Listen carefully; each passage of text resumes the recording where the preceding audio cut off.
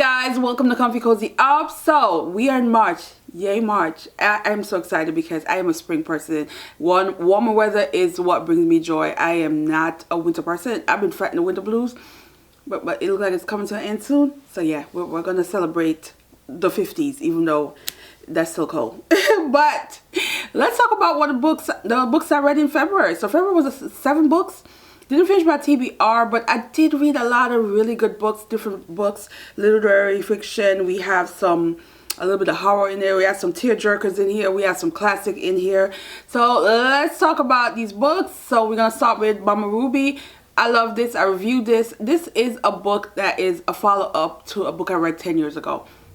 And Mama Ruby's story, I was always curious about what made her so hard, what made her that tough person. And she'd been tough since she was about 8. Mama was walking around with a knife early on in her childhood because of all the things that's happened for her. She's also the daughter of a reverend, so she had that in outside world she expected to be a certain way, and our family has this reputation, but deep down they were a bunch of hoes, and they were doing other things that she saw. So of course her idea of what is right and wrong was very much messed up in this. And at a young age she decided she's gonna run away with her, well, technically not run away, but she left with her friend, who both of them are around, I think they were like 15 at the time, and they're going through it. They're going through it, and this is a historical fiction because it's based in the 1930s. So they were doing some things. They were doing some things to survive, and it's just, it is one of those heavy topic that is addressed in this book, but the author, Mary Monroe, will make you laugh even when the situation is not a laughing situation. And it goes by what I said before is, laughing through our pain. And that's how she portrayed these characters, where you're going to be laughing through the pain of what they're going through, but in a way that made the story easier to swallow, made the story easier to digest the things that they were going through. And I am here for it. I enjoy this, and I laughed. I absolutely laughed. The next book is a new release that came out this month, and it's Casualties of Truth, and it's Laura Francis-Sharma. And this is also a book that is going through 2 different time period, 1989, 89, I think. Oh goodness, I think it's 89, and then 2018. Why did I get 89? No, sorry, 1996, because it's after apartheid. Yes. So it's the story that goes from 1996, and it's flipping from that year to 2018. So something happened in 1996 to the main character in this, and she is now many years later married, and is on her way to dinner. And when she gets there, before she even gets there was chaos going on. So the first 10 pages of this book, you're like, whoa, what's really happening? And when she's there, she meets somebody from her past. And this person is holding on to critical things that can manipulate the main character. But while you are, they're there, you are learning about the past and what was happening during 1996, when there was all these trials that was happening to those who have done really bad things during the apartheid era, especially to these young boys that were killed. So in this, you get in bits and pieces of her sitting in the trial, listening to these police officers and what they were doing, and she gets wrapped up in a situation that has haunted her all that time and continues to haunt her. So this story really gripped her in the past, and how much sometimes people don't let go of certain things and can't let go of certain things. But it's also, I think her personal life is also like tangled in this. This was one of those ones where I feel like it's a complicated storyline, and there's parts of it that I was like, yeah, for, and there's parts of it that I was like, whoa, like, what are we doing here, like, kind of deal. But I thought this was creative. I thought this was a creative way of telling a story, a creative way of talking about loss and injustice and stuff like that. So I'm really waiting for people to read this. I love a conversation about this, because this, I think, we will have an interesting conversation. The book that I absolutely love, that I did not bring back here to the library. I checked it out a second time because I need to own it. And right now, it's no longer in hardcover. It is in paperback now. It just got released in paperback. So I'm gonna, I really wanted the hardcover. But anyway, this is the Reformatory. Let me tell you. 5-star. Let me tell you, this book, so good. It is a historical fiction, but it's a mixture of literary, and then you get some horror up in this. This follows 2 young people. They are brothers and sisters, and their father was this very powerful man in the community that wanted to, do right for his people. And of course, he ruffled the wrong feather in terms of this man who's this white guy who pretty much runs the show. He is the person in the community that could make anybody's life live in hell.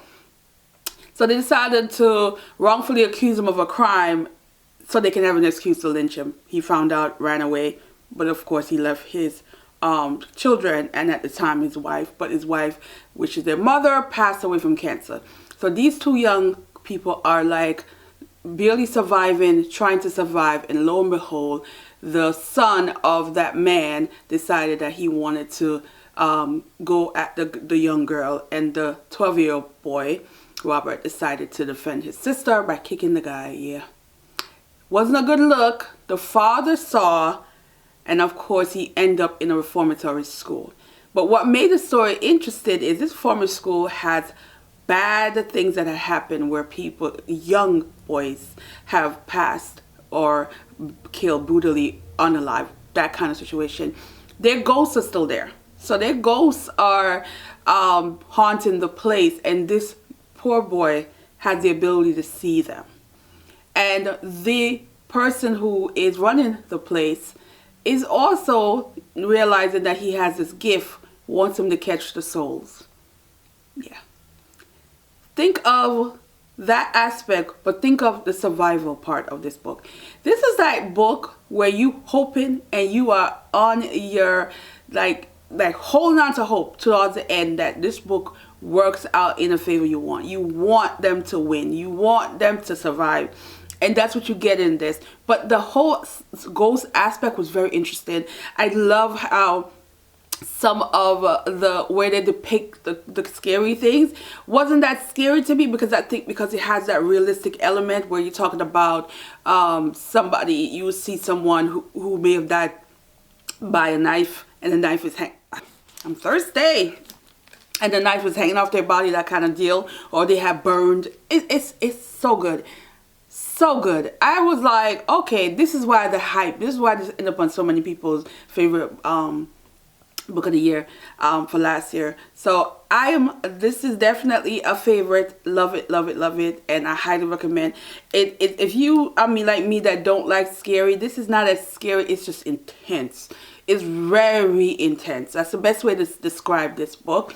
That it's not going to be a book you're going to run through, because you're going to want to put it down at some point because of how intense the storyline is. Love it. It was so good. It was so scary. It was so adventurous at the time, but it was also very good when it comes to a survival story. Very good. All right.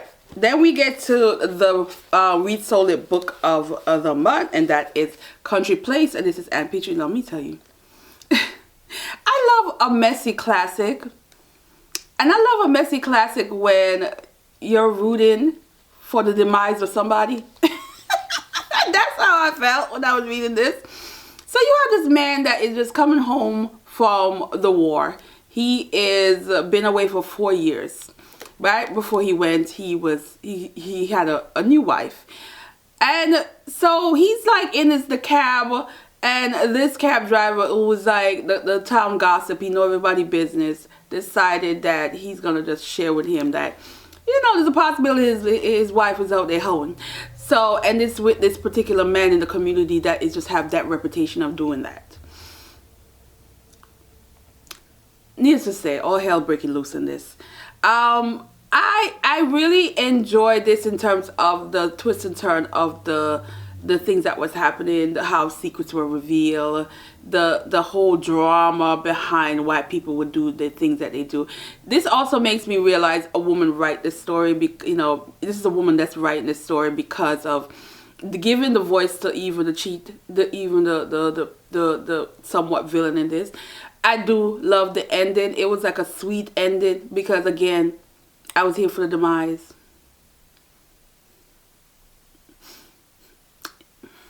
Yeah, I was that kind of reader.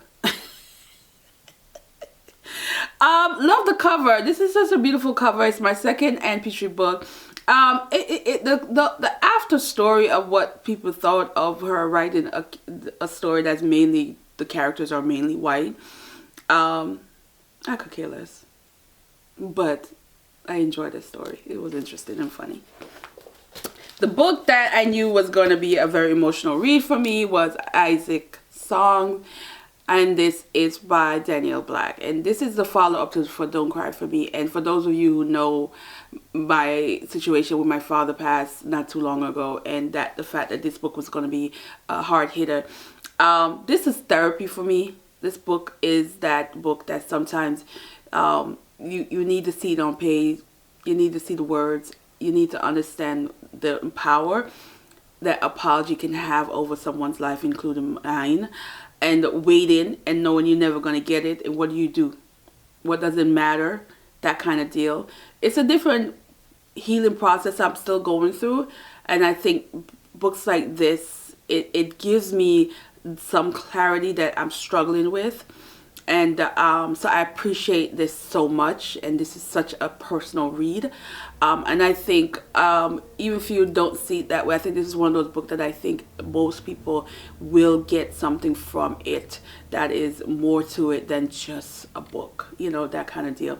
Absolutely love this book. It is such a special read, and I appreciate Danielle Black for really writing books like this for people like me with daddy issues. Yay.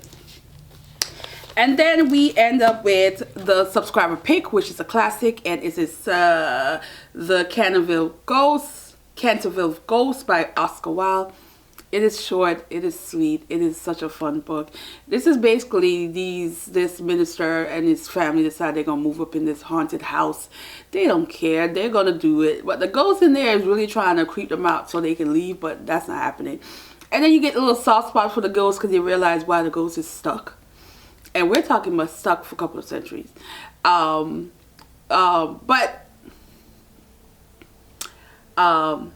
it's nice. I really like this. I really want to see the movie because I think this is one of those like ghost stories that you just like, oh, I love the message. There's always these messages in those classics. Like, I think most books now that has a ghost element, there's no damn message in this, but this was a message. And I liked it. I really appreciate this, and I really want to see the movie. So that might be like a weekend thing. I just watch the movie and see how it comes out on, you know, on pictures. So let's talk about another release that came out this week, and this is A House for Pauline by Diana Macaulay. Yeah, I put it somewhere here. Oh my goodness. This is a book that I felt I didn't understand where it was going.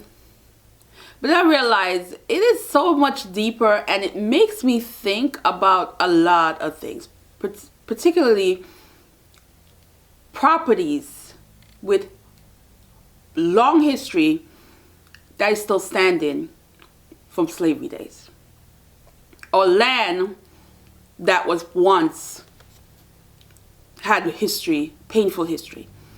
And then I think of like places like the Caribbean that has those land area. You're wondering how people own this property, how they come about owning this property, what's the history, that kind of deal. And this is what you get in this story. You have this woman being named Pauline. And Miss Pauline now is approaching her 100th birthday, and she knows her life is coming to an end. She knows, she feels it. She feels like she doesn't have long, but she wakes up to this haunting feeling, and she wanted to get her granddaughter to Jamaica, who's living abroad, to tell her story, like to tell her what's going on.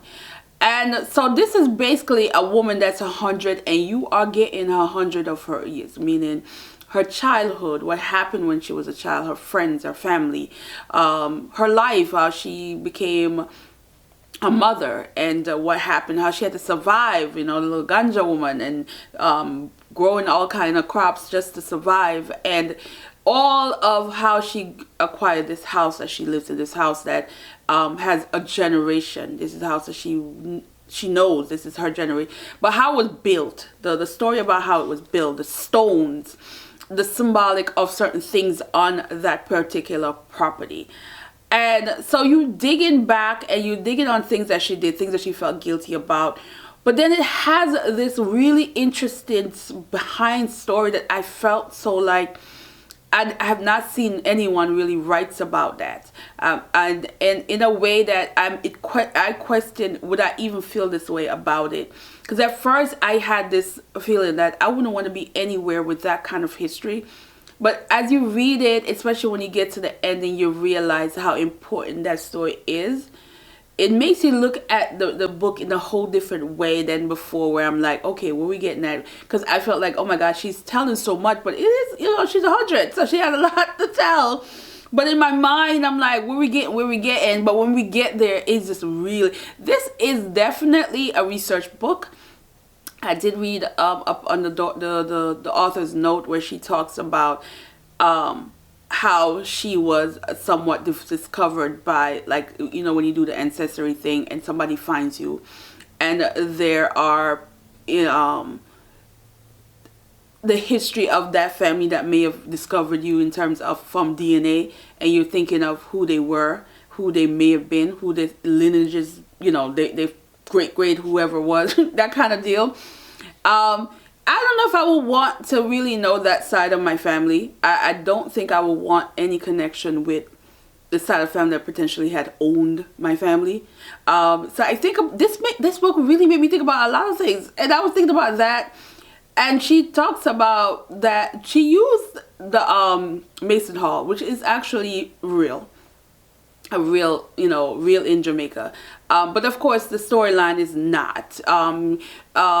She finds a way to create this Miss Pauline, and had this strong reputation for Miss Pauline, and you realize that probably a lot of people have a Miss Pauline in their family, kind of deal in the country area.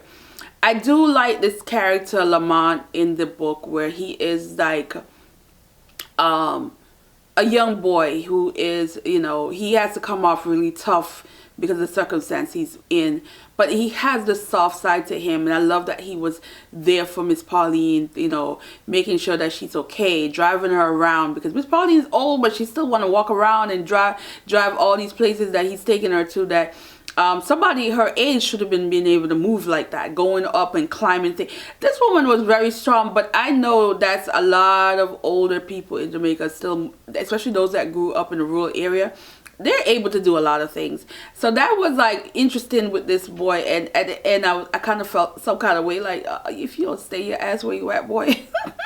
But but things were getting really tough for him, and I get it, but it's like part of me was like, and then when you discover, in this she discovered things that she didn't know, because while she is telling her secrets and what she did, there's some realization that she didn't know that she was discovering, that made sense after the fact, but it was just like, while she's in that moment, you're like, yeah, I don't know how I really truly feel about what she did, in that moment, and the kind of guilt should she feel. Yeah, when it comes to some of these books, what I will feel in real life and what I feel in the books is sometimes it's a conflict. It's a conflict. I'm working through it, y'all. I'm working through it, because it was kind of wrong, but then it's like, what are you gonna do to her now? That's the reaction I had. But anyway, that's the last book. It is. I don't even know how to rate this book, because I feel like this book is interesting and it's good. The writing style can be, I think there's moments in there I was like, I do like in the author notes what she said, if I get something wrong in terms of the historical content, then I mean that's what she felt like writing. So I think if people are looking for like accuracy of certain, it is a fiction. Yes, she used certain time period of certain events to go with the historical content part. But there's some parts of it where I was like, that ain't happened that year. But again, she acknowledged that because she did that on purpose. That's what I'm getting from it. All right, guys. So I'm going to end this wrap up here. Let me know if you read any of these books, how you felt.